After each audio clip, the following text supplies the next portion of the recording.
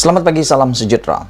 Keputusan dalam perhimpunan ataupun mesyuarat UMNO Top 5 semalam telah dinyatakan dengan jelas. Perdana Menteri akan persembah tarik bubar Parlimen kepada Agong, kata UMNO.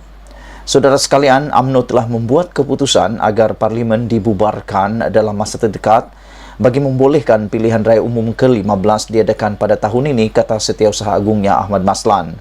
Yang menjadi persoalan aku pada waktu ini ialah, adakah Malaysia dan Parlimen ini milik UMNO? Kerana di dalam pentadbiran Putrajaya sekarang, dalam kabinetnya bukan sekadar UMNO ada di sana, tetapi ada Perikatan Nasional, ada Barisan Nasional dan ada parti daripada Sabah dan Sarawak.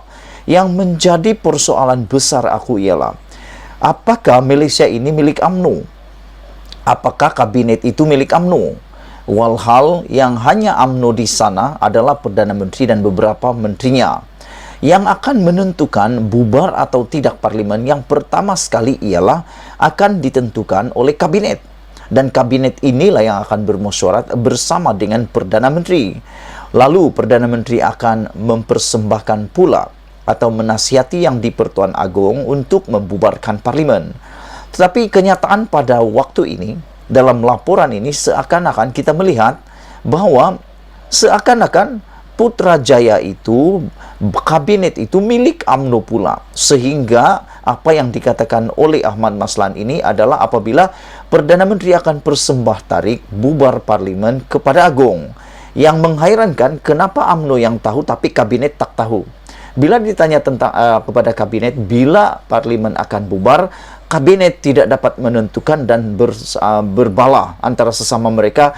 Tidak ada tarik yang tetap, tidak ada tarik yang telah disahkan secara rasmi, tetapi UMNO pula ada tariknya. Menjadi persoalan di sini. Jadi, kalau PRU nanti ini belum menang lagi, UMNO belum menang lagi, belum menang. Dan dijanjikan yang akan menjadi Perdana Menteri ialah Ismail Sabri Yaakob. Dan ketahuilah, selepas Ismail Sabri Yaakob menjadi Perdana Menteri, 6 bulan lagi barulah akan diadakan pemilihan UMNO.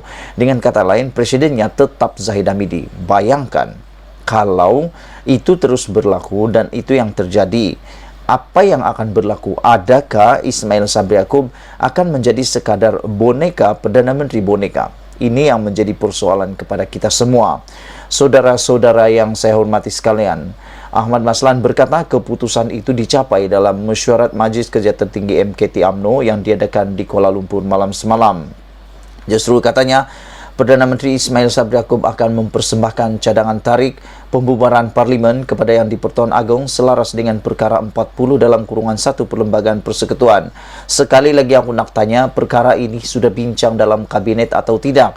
Kalau kabinet belum berbincang, aku fikir mengikut kebiasaannya, kabinet akan berbincang dahulu, mereka akan putuskan, setujui, barulah Perdana Menteri boleh membawa usul ini kepada Yang di-Pertuan Agong. Dan kalau kabinet tidak bersidang atau kabinet tidak mempersetujuinya, bagaimana Yang di-Pertuan Agong boleh memperkenan pula tentang usul ini? Saudara-saudara, keputusan mesyuarat ini adalah berasaskan pendirian konsisten UMNO sejak awal lagi memulangkan mandat rakyat yang ditangguh akibat pandemik COVID-19 setelah runtuhnya Kerajaan Pakatan Harapan kerana persengketaan dalaman politik sesama mereka, kata Ahmad Maslan. Yang juga menjadi persoalan di sini ulasan ini ialah yang menjadikan Pakatan Harapan runtuh bukan politik sersengketaan itu, tetapi adanya langkah Sheraton yang turut, mungkin Ahmad Maslan lupa, yang turut dianggotai oleh beberapa orang UMNO yang telah sama-sama bersekongkol menjatuhkan Kerajaan Pakatan Harapan. Sebab fikirnya secara logik saja, UMNO pun ada persengketaan dalaman. Tapi kenapa UMNO tak runtuh-runtuh? Mudah saja, sebab tidak ada langkah Sheraton yang berlaku. Pakatan Harapan tidak merancang untuk menjatuhkannya melalui pintu belakang. Dan memang ada persengketaan dalam Pakatan Harapan, tetapi selama ini tak runtuh-runtuh juga. Kecuali ada faktor luaran yang telah sama-sama berkomplot, sama-sama bersubahat, sama-sama menggerakkan langkah Sheraton itu. Itulah yang berlaku. Mungkin Ahmad Maslan lupa bahawa dia juga terlibat di dalam langkah Sheraton tersebut. Saudara-saudara yang saya hormati sekalian, sehubungan itu katanya semua jentera parti di setiap peringkat diarahkan memuktamadkan segala persiapan yang telah dibuat sebelum ini bagi memasuki fasa pemburuan parlimen sehingga pada tarikh PRU 15.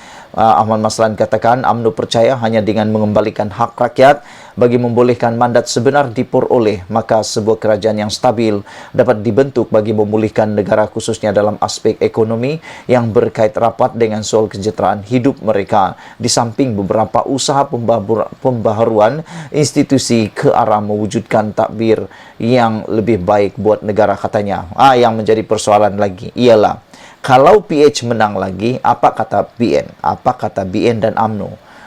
Adakah tidak ada ulangan atau jaminan mereka akan kata tidak stabil lagi dan perlu bubar lagi sehinggalah mereka menang, baru mereka boleh katakan itulah baru stabil.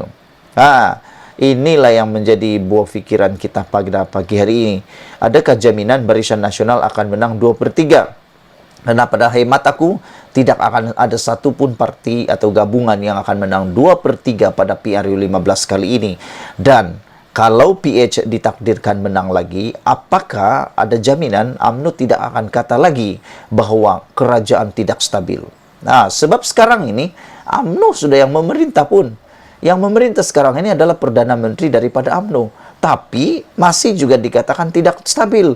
Bila waktu baru stabil, nak dapat 2/3 UMNO baru stabil, itu adalah perkara yang hampir mustahil pada PRU 15 untuk mendapat 2/3 kerusi.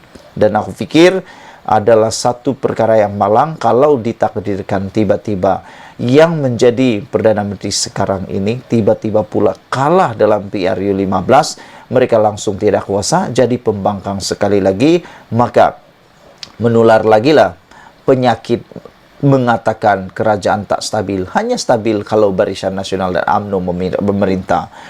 Dedah laporan siasatan buku Thomas. Sementara itu, Ahmad Maslan berkata MT UMNO menyambut baik keputusan kabinet yang mengarahkan siasatan lanjut dan tindakan segera diambil bagi menyiasat dakwaan salah laku membabitkan bekas peguam negara Tommy Thomas. Musyawarah juga menggesa agar laporan pasukan petugas khas siasatan ke atas buku Tommy Thomas bertajuk My Story Justice in Wilderness untuk segera didedahkan kepada umum. Ini penting bagi memulihkan imej dan integriti institusi kehakiman, kata Ahmad Maslan. Saudara-saudara sekalian, itulah dia keputusan ataupun perkara laporan yang dinyatakan oleh Ahmad Maslan. Ahmad Maslan mengatakan bahawa Perdana Menteri akan persembah tarik bubar parlimen kepada Agong.